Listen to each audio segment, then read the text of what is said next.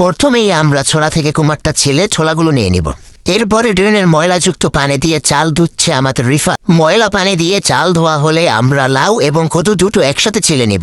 লাউগুলো ছিলে ছোলাগুলো নেওয়ার পরে আমরা চলে যাব পেঁয়াজ কাটতে। ফাইন পেঁয়াজ থেকে ছোলাগুলো আলাদা করে ছোলাগুলো নিয়ে নিলাম। এরপরে ময়লা ও গন্ধযুক্ত ডাল দিয়ে দিলাম 10 বছর আগের পুরনো চাল।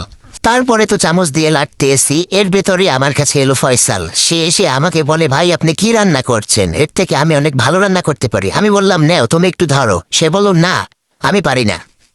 এদিকে আমাদের সোনার ছেলে বিল গেটসের নাতিরা অনেক এনজয় করতেছে মোবাইল নিয়ে, আর আমরা কাজ করছি।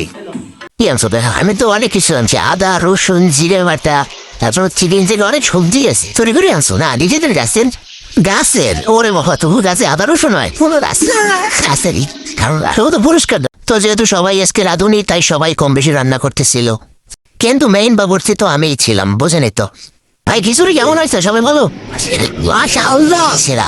এই তীব্র ঠান্ডা সত্য প্রবাহ চলাকালীন আমরা প্রধান উপদেষ্টা ডক্টর ইউনূস সাহেবের কাছে সাহায্য চেয়েছিলাম, কম্বল চেয়েছিলাম, কিন্তু সে বলল এখন কোনো সাহায্য দেওয়া যাবে না, তোমরা বেশি বেশি খিচুড়ি রান্না করে খাও।